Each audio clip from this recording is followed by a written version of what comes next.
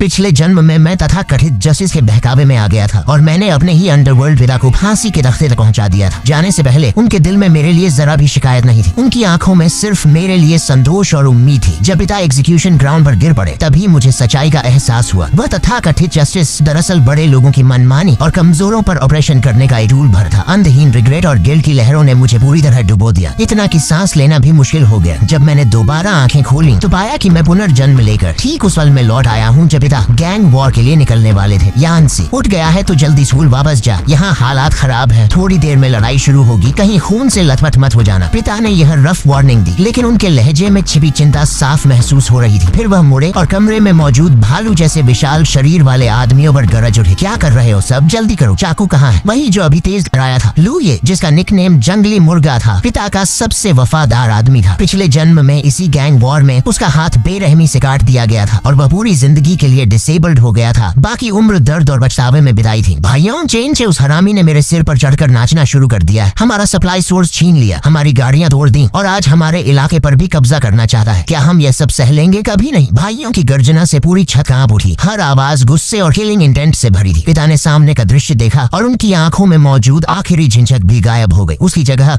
वही क्रूरता और दृढ़ निश्चय लौट आया जो उनकी हड्डियों में बसा था। चूंकि भगवान ने मुझे दोबारा मौका दिया है, पिछले जन्म की ट्रेजेडी दोबारा नहीं होने दूंगा। जैसे ही पिता ने सील नाइफ कसकर पकड़ी और आगे बढ़ने वाले थे, मैंने अचानक हाथ बढ़ाकर उनकी कलाई को मजबूती से पकड़ लिया। पकड़ इतनी मजबूत थी कि खुद मुझे भी हैरानी हुई। क्या हुआ बेटा? खर्चे के पैसे कम पड़ गए, किताबों के लिए चाहिए, अभी जल्दी में हूँ। इतना कहकर पिता ने मेरा हाथ झटकना चाहा, लेकिन उन्हें महसूस हुआ कि मेरी पकड़ लोहे की क्लैंप जैसी है। पापा, चाकू नीचे रख दीजिए। कमरे में मौजूद लू यी, लियू फूशेंग और दर्जनों आदमी एकदम स्तब्ध रह गए। सभी जानते थे कि झांग परिवार का बड़ा बेटा हमेशा किताबों में डूबा रहने वाला सीधा सादा लड़का था जो मुर्गा काटे हुए भी नहीं देख सका था। आज वही अपने पिता को रोक रहा था। क्या बकवास कर रहा है? उस हरामी ने पिछली बार मेरे चेहरे पर पेशाब कर दिया था। अगर उसे सबक नहीं सिखाया तो लिनहाई सिटी में मेरी इज्जत कैसे बचेगी? हाथ छोड़ और यूनिवर्सिटी जा। ये गंदे काम तेरे बस के नहीं है। चाकू नीचे रखिए। समझ नहीं आता क्या? बहुत सिर चढ़ गया है। मैं तेरा बाप हूँ और तू मुझे सिखाएगा? जंगली मुर्गा, युवा मालिक को पकड़कर स्कूल छोड़ाओ। बड़े भतीजे, बात कड़वी है लेकिन सही है। ये नजारा बच्चों के लिए नहीं है। जल्दी निकलो। लू ये आगे बढ़ने ही वाला था कि मेरे शरीर से निकला दबाव उसे वहीं जड़ कर गया। वह एक कदम भी आगे नहीं बढ़ पाया और सांस लेने तक की हिम्मत नहीं हुई। दफा हो जाओ। सिर्फ एक शब्द, लेकिन उसकी ठंडक सर्दियों की बर्फ जैसी थी। कमरे में मौजूद सारे पुराने गैंगस्टर्स तक कांप उठे। झांग,